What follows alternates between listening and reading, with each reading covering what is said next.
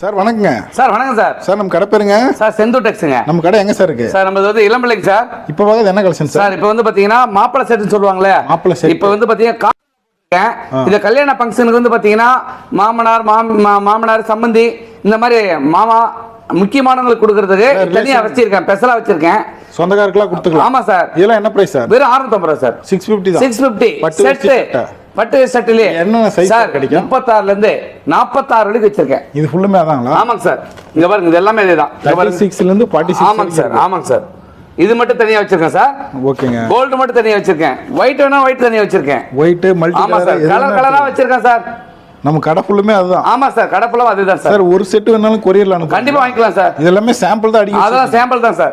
நம்மளே தயார் பண்றோம். கண்டிப்பா சார்.